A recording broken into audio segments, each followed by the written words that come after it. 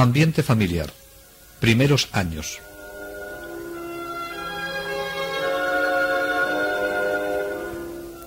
Francisco de Sales vive entre los siglos XVI y XVII. Nace en el castillo de Sales en 1567 y muere en 1622. Su vida se desarrolló en Centroeuropa. El castillo de Sales era de imponente aspecto y cabida. Sus 3 cuerpos de habitaciones, sus 6 torres y sus 3 torreoncillos tenían a diferente altura tejado de variado color. Los establos, las granjas en torno al castillo, daban la impresión de una aldea. La construcción del castillo, según decían los de aquella época, era inmemorial, así como la nobleza de sus señores. El castillo está a la entrada de un estrecho valle, el valle de Usillón, en una pequeña planicie, al pie de un monte abrupto y rocoso, en territorio de Saboya. Saboya era entonces un ducado soberano, cuya capital era Turín, y su territorio ocupaba regiones que hoy pertenecen a Suiza, Francia e Italia. La familia de Sales pertenecía a la pequeña nobleza saboyana. En 1538, la duquesa de Nemours concede a Cristóbal, bisabuelo de Francisco, el señorío de Sales. Es dueño de 5 hermosos territorios. Cuenta con unos 800 súbditos y un buen capital. Un hijo de Cristóbal, Juan, se casa con la noble Claudia de Charansonnay. Juan era un hombre piadoso. Tenía por lema de su vida aquello que, según la Biblia, el rey David dijo en un salmo: 7 veces al día me acordaré de Dios. Y él se arrodillaba cada día 7 veces para adorar a Dios. En una ocasión, encontrándose en el castillo de Argenton, pasando unos días con sus parientes, quiso ir el domingo a la abadía benedictina de Contamine para cumplir el precepto dominical. La distancia y la inclemencia del tiempo desaconsejaban esta salida. Pero él, impulsado por su conciencia, monta a caballo y al atravesar el río Arne es envuelto por sus heladas aguas y muere. Era el año 1558. Este hombre de este temple tan recio es el abuelo de Francisco. Los 2 hijos de Juan, Luis y Francisco, vivían estrechamente unidos. Francisco, el padre de San Francisco de Sales, nació el 6 de enero de 1522. Con ocasión de su bautismo, el príncipe Francisco de Luxemburgo, su padrino, permaneció 3 días en el castillo de Sales. Hablaron largamente en aquella famosa recepción. Como consecuencia de esta amistad, el príncipe llamó a su ahijado en calidad de paje. Muy joven aún, le confió pequeñas misiones en la corte de Francia. A los 22 años ya es capitán de caballería y a los 30 embajador ante los reyes de Francia y en Navarra. Agradó e hizo carrera. El mismo rey francés, Enrique II, le confió las negociaciones de Château-Cambrésis. Su formación de perfecto caballero en la corte lo llevará a formar a su hijo Francisco en la más exquisita caballerosidad. Saciado de la vida cortesana, de la vida de campaña, de los consejos en que se discute la suerte de los pueblos, sin duda sintió el vacío de las grandezas humanas y volvió a su tierra natal de Saboya para establecerse como señor de sus territorios. Vivió feliz como apacible hidalgo campesino, alejado de todo fausto y arrogancia, cómodamente en el gran castillo de Sales. Conoció a una parienta suya, la niña de 7 años, Francisca Sionaz, con quien firmó contrato de matrimonio en 1560. Francisco es unos 30 años mayor que su futura esposa. Francisca Sionaz era hija de Melchor de Sionaz y Buenaventura de Chevron-Villet. Su madre, por distintos matrimonios, había adquirido, entre otros, el señorío de Boissy, cercano al castillo de Sales.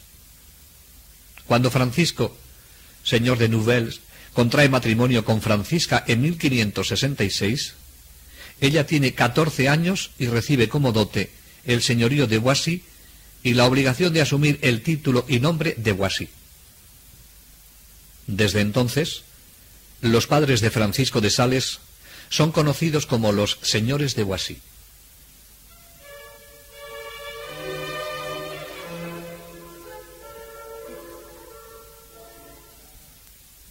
La joven señora aceptó de todo corazón el destino que la colocaba en el castillo de un marido de edad madura, cuando ella estaba en edad de jugar.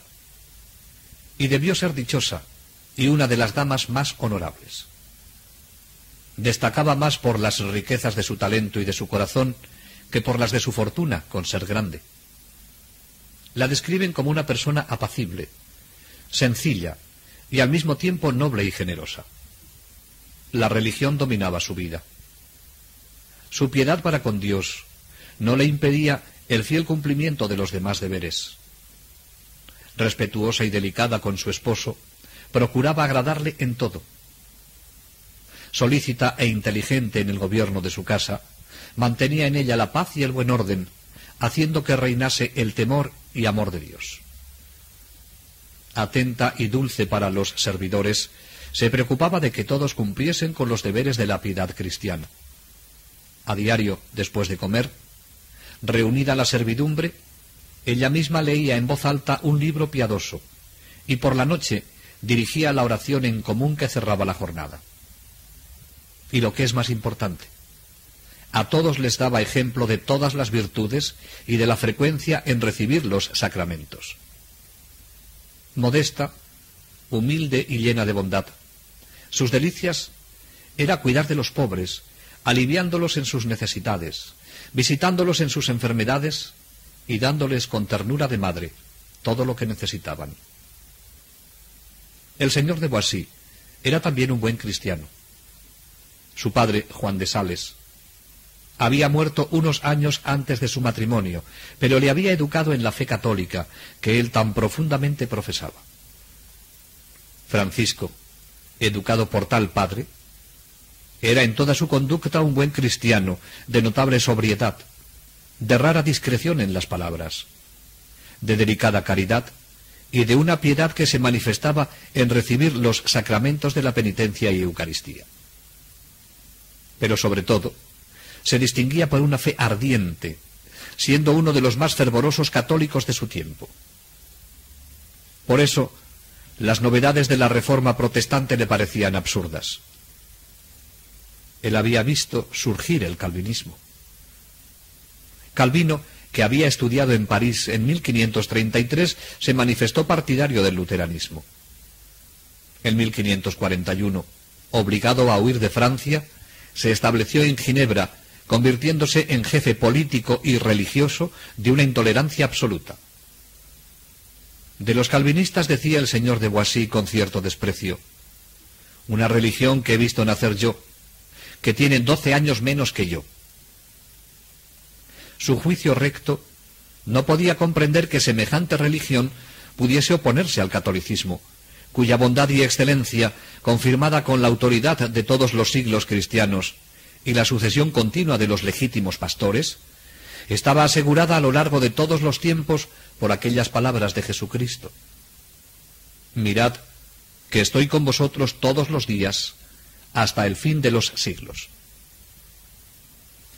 El señor de Boissy, tan fiel a la fe católica, estimaba a su mujer, además de por las muchas virtudes que tenía, por la sumisión perfecta a la Iglesia católica.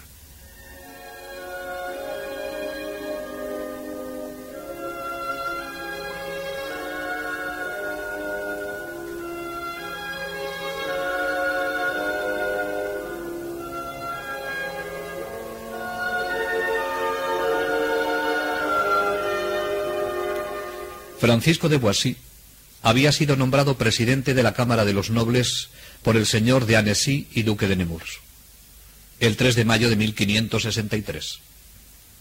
En los primeros tiempos de su matrimonio, una fiesta principesca alteró por algunos días su vida apacible.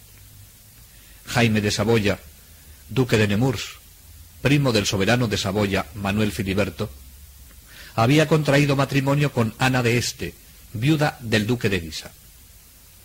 Cuando estos nuevos esposos hacen su entrada triunfal en la ciudad de Annecy, son recibidos por el señor de Boissy. Vemos cómo antes del nacimiento de Francisco de Sales, sus padres están situados como señores destacados de la nobleza saboyana. La entrada de la pareja ducal en la ciudad fue magnífica.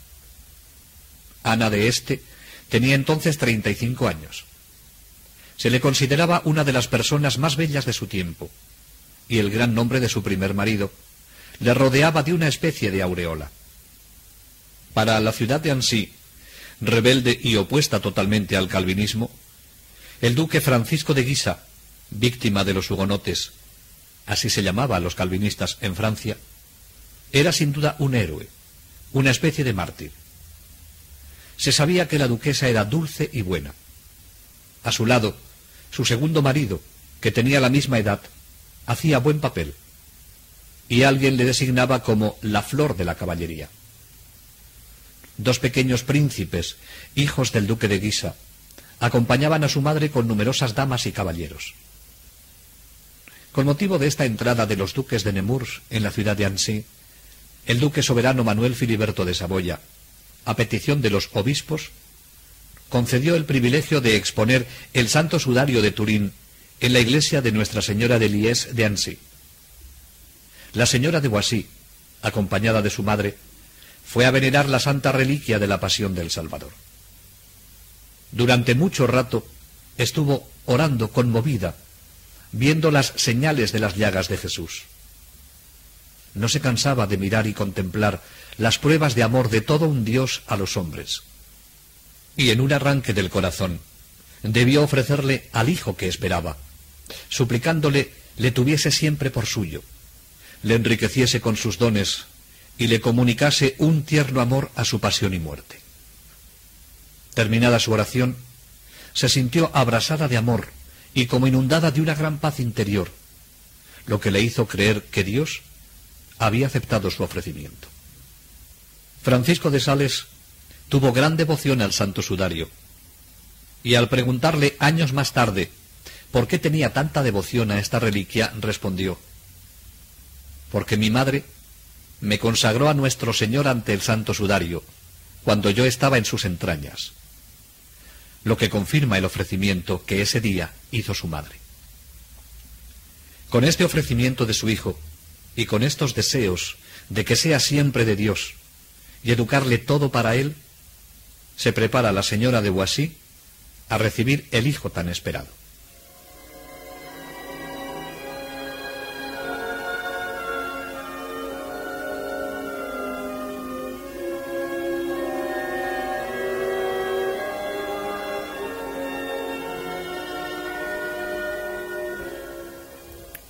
Francisco de Sales nació el 21 de agosto de 1567, a los 7 meses de gestación.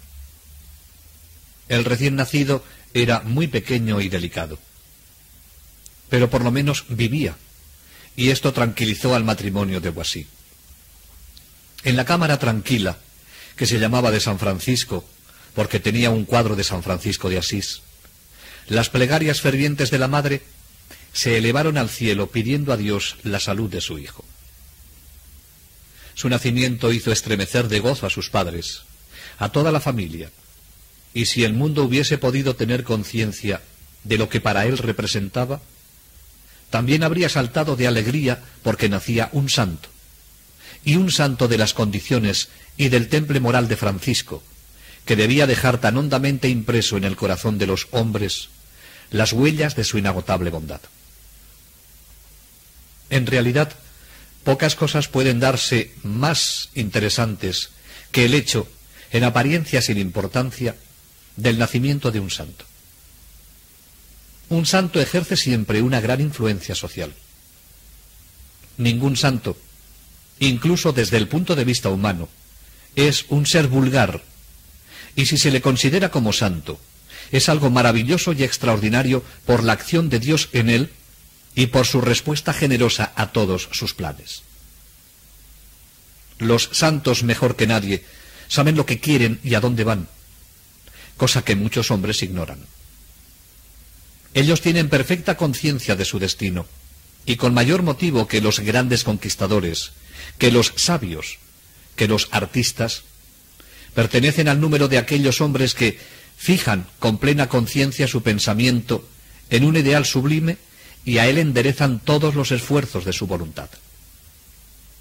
El ideal de los santos es Jesucristo. Hacia él dirigen la realización de sus vidas, a amarle, imitarle, seguirle.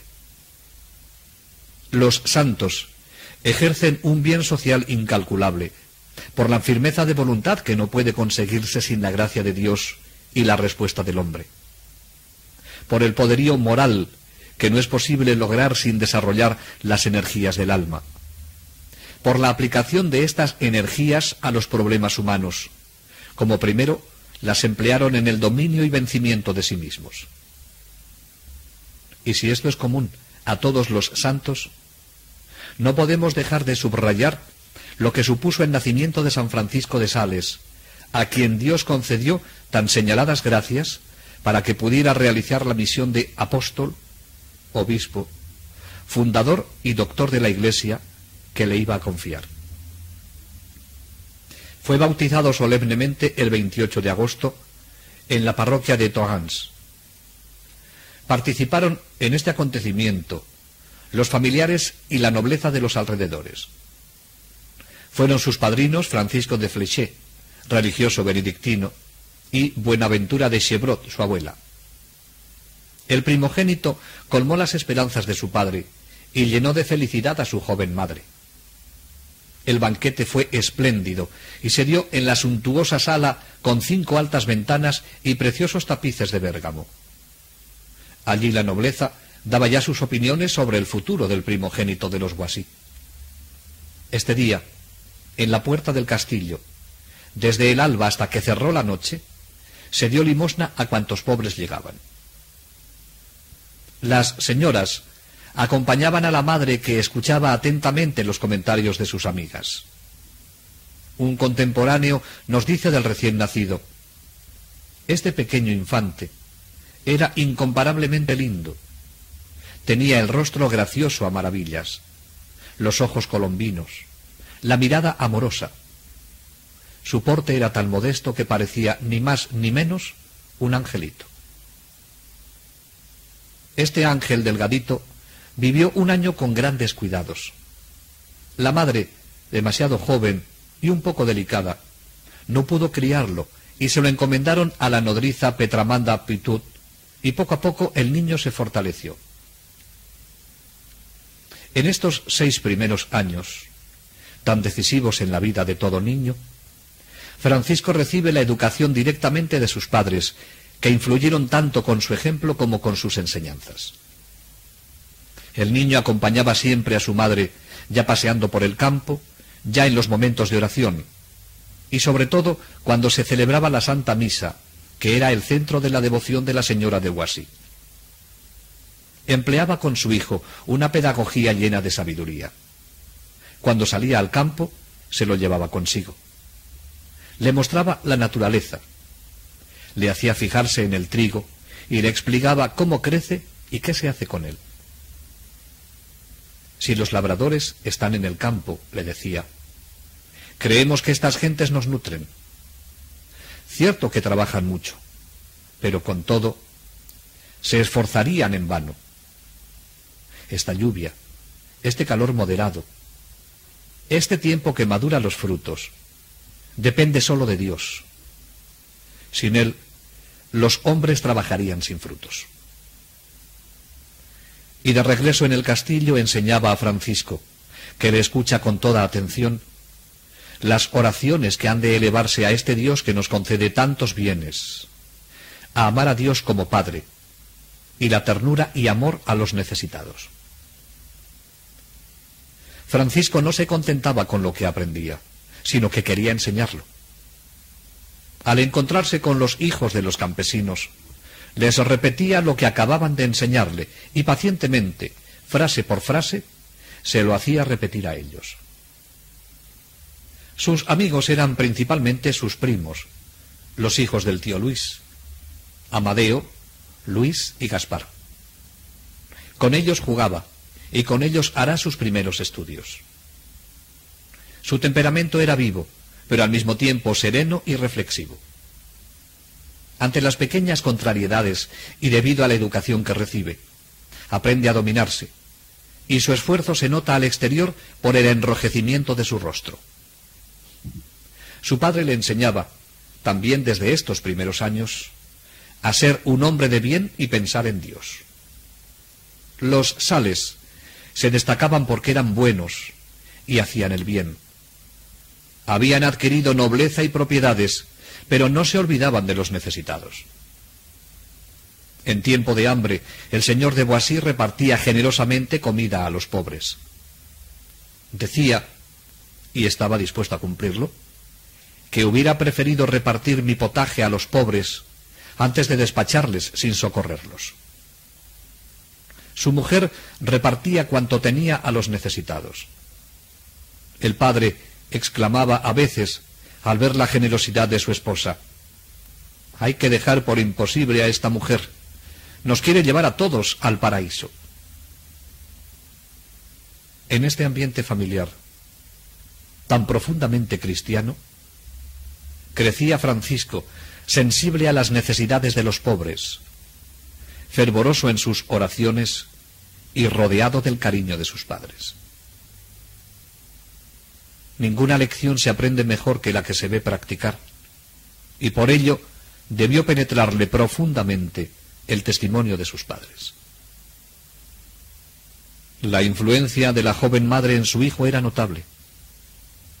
El padre pensó que le mimaba mucho y creyó era el momento oportuno para enviarle al colegio de La Roche. Cuando Francisco tiene 6 años, el señor de Boissy considera que ha llegado el momento de empezar su educación para hacer de él un hombre.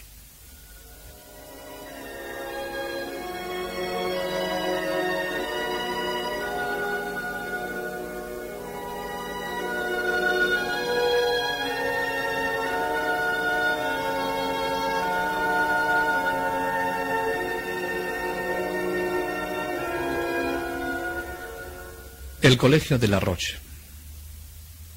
A 3 leguas del castillo de Sales está situada la ciudad de La Roche.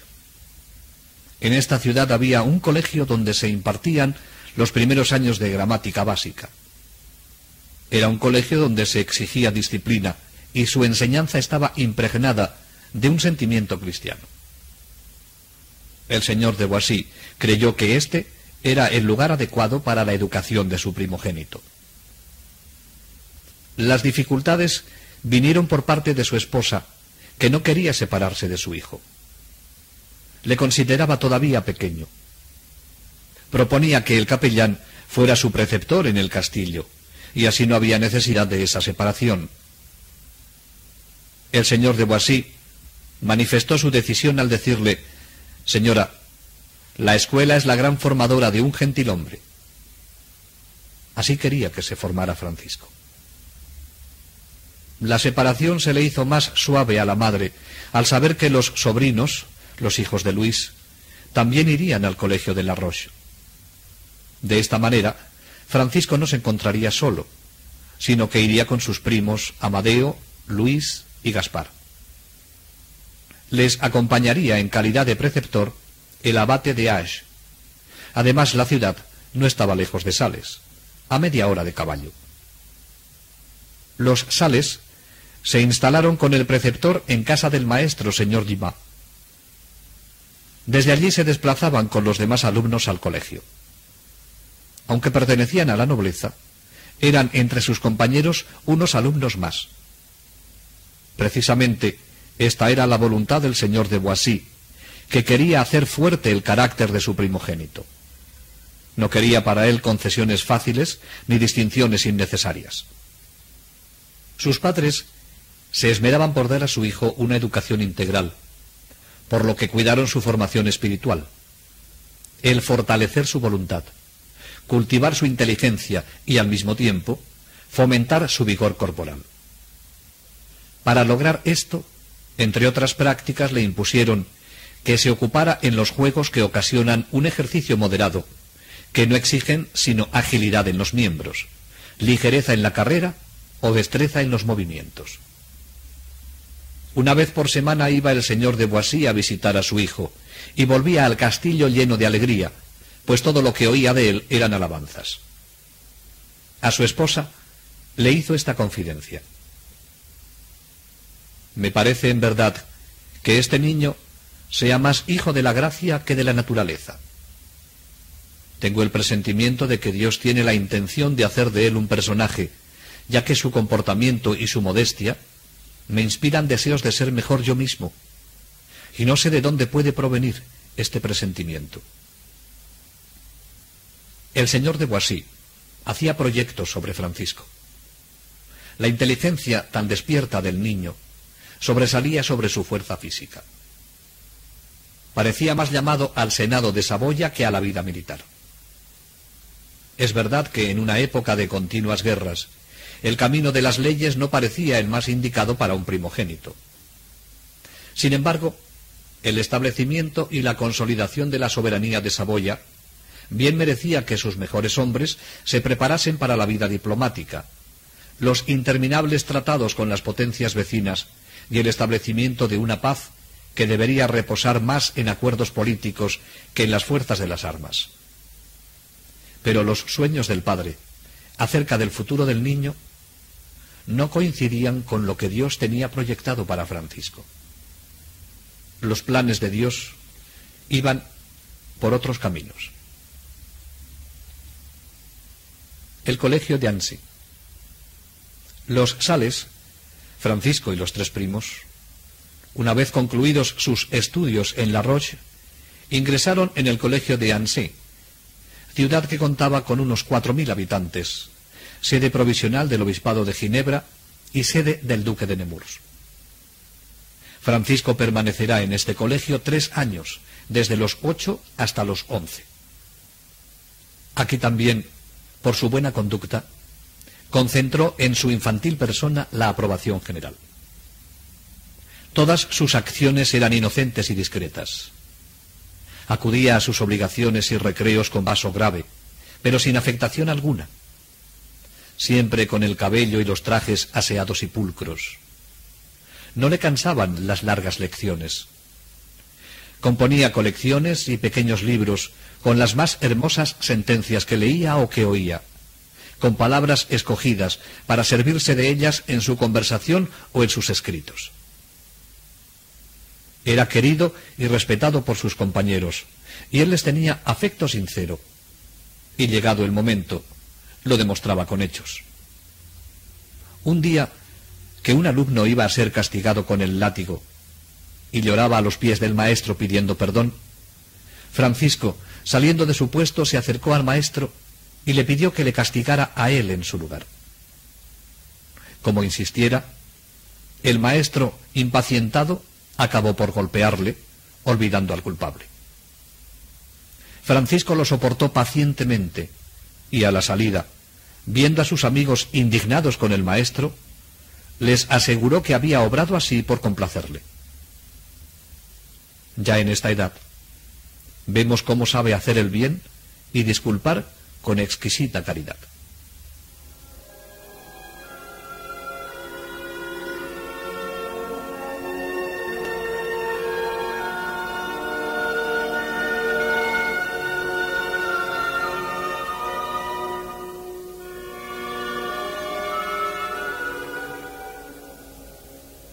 Ambiente en su adolescencia. El padre de Francisco y su tío Luis habían adquirido el castillo y los dominios de Branches en territorio protestante. En esta época, Jaime de Saboya, duque de Nemours, pone al padre de Francisco en un grave apuro, manifestando él en esta ocasión su honradez y lealtad.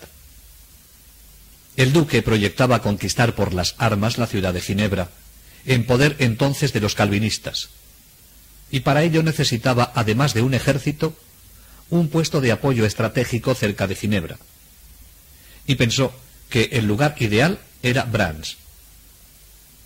El duque, Jaime de Saboya, llamó a su castillo de Annecy al señor de Boissy, comunicándole sus proyectos y pidiéndole que diera facilidades para ocupar su castillo de Brands.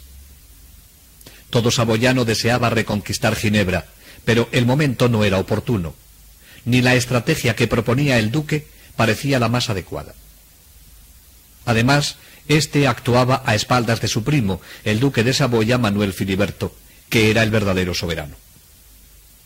El señor de Boissy, con toda franqueza, se opuso al deseo del duque, y con la misma lealtad alertó al soberano de la proyectada empresa de su primo. Las razones para oponerse eran patentes. Un ataque a Ginebra podía desestabilizar la frágil tregua de paz de que disfrutaban en este momento y atraer la ira de las grandes potencias, España y Francia. A pesar de todo, el duque de Nemours rodeó las murallas de Ginebra, pero no hubo enfrentamiento, porque comprendió a tiempo los buenos consejos que el señor de Boissy le había dado y se retiró. Esta actuación del señor de Boissy pone de manifiesto que posee un carácter y una formación que habían hecho de él un caballero de convicciones profundas y muy respetado en Saboya. Era un hombre que se destacaba por su fidelidad a Dios, a su soberano y a su familia. Francisco de Sales iba formándose en la escuela de Annecy y en su entorno familiar como un humanista católico y decididamente antiprotestante. Si la talla humana, moral y cristiana de su padre siguió influyendo en la formación de Francisco, ésta se completaba con la figura de su madre, que en esta época tiene ya unos 26 años. Seguía siendo una mujer profundamente religiosa, entregada a sus obligaciones domésticas y a sus actos de caridad. Un testimonio de quien la conoció en este tiempo la define así: era una de las damas más nobles que conocí. Poseía un alma generosa y noble, inocente y sencilla, verdadera madre y bienhechora de los pobres. Era modesta y cercana con todos, apacible en su casa, la cual gobernaba con sabiduría e inculcaba a todos el temor de Dios. Frecuentaba los sacramentos de la confesión y comunión. La verdadera devoción que también vivió Francisco y que luego supo enseñar a otros, sin duda la aprendió de tan excelente madre y maestra, y con el método más elocuente como es el testimonio de la propia vida. Francisco de Sales recibió la primera comunión y el mismo día la confirmación, en 1577, de las manos de Monseñor Giustiniani en la iglesia de San Mauricio. Desde entonces redobló su fervor. Señaló unas horas fijas para rezar o visitar las iglesias y para ir a repartir las limosnas a los pobres. Su madre le había inculcado una verdadera devoción a la Eucaristía, a la Santísima Virgen y a los santos, cuyas vidas eran su lectura preferida. Fue su madre también quien le enseñó cómo estas devociones debían llevarle a un amor grande a los pobres. Enseñanza que, como hemos visto, ratificaba con su vida. La naturaleza siguió teniendo un gran atractivo para él. A veces cabalgaba por las llanuras de Annecy, junto al lago, acompañado de algún criado. Otras paseaba con su madre y conversaba con los campesinos. Sabía aprender la lección de la naturaleza de las sabias enseñanzas que escuchaba con atención de los ancianos agricultores. Y poco a poco se hizo un atento observador, cuyos conocimientos más tarde le serían de gran utilidad para las muchas comparaciones que utilizaría en sus obras. El ambiente familiar y la formación recibida en los colegios de La Roche y de Annecy forjaron en Francisco un temple varonil lleno de rectitud y bondad. Mostraba siempre una gran delicadeza y una ardiente caridad. Nunca se mofaba de una persona menos capaz, ni rehusaba la amistad de un campesino o de gente sencilla. Su porte digno y correcto, propio de su condición social, no le impedía ofrecerse para ayudar a quien le pidiera o él viera que necesitaba su ayuda.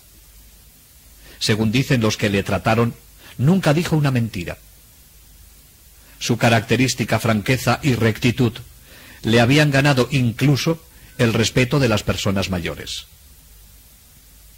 Así preparaba el Señor el corazón de Francisco, para que ya, desde esta temprana edad, estuviese atento a la llamada que le hacía a consagrarse a él en el sacerdocio, y respondiera con generosidad. El padre tenía para su hijo aspiraciones bien distintas, y su primera reacción al manifestarle Francisco sus deseos fue oponerse a ellos. Pero luego pensó que en esta edad un muchacho no sabe lo que quiere, que sería algo pasajero y era mejor no negarse a que recibiera la tonsura que le pedía. Por eso, el 20 de septiembre de 1578, se la confirió Monseñor Galois de Regard, gran amigo del señor de Boissy. Al término de sus estudios en Nancy, Francisco, el primogénito, seguía siendo el objeto de la atención, interés y cariño de sus padres. Pero no era el único hijo. Dios había bendecido la familia de Boissy con otros hijos: Galois, Margarita, que muere siendo muy pequeña, Luis, Juan Francisco y Bernardo. Más tarde llegarían otros. Francisco era ya el responsable de sus hermanos más pequeños. Jugaba con ellos como si fueran de su misma edad. Los pequeños se maravillaban ante este hermano mayor, tan dulce, tan alegre, que hablaba tan bien del cielo. Y su madre, cuyo cariño por él continuaba siendo de gran predilección, les decía: escuchadle y haced todo lo que él os diga. En este ambiente tan cristiano y tan familiar se desarrolla la adolescencia de Francisco, una época que para tantos jóvenes está llena de peligros. Fue cuidadosamente dirigida por sus padres. Pronto comenzaría una nueva etapa, no exenta de peligros.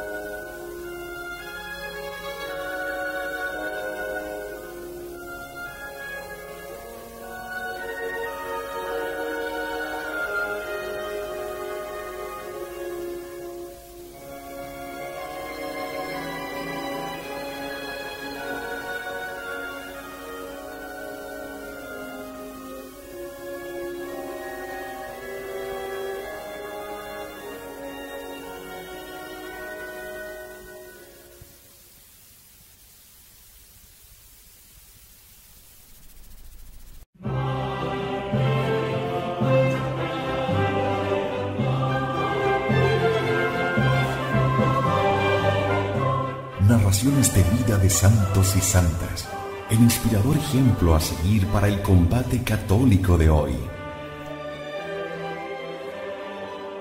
Le invitamos a conservar la doctrina católica y la verdad depositada por nuestro Señor Jesucristo.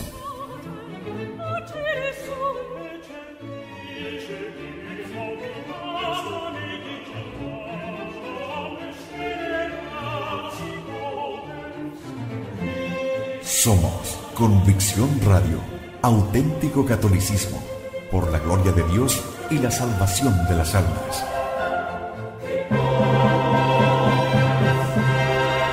Convicción Radio.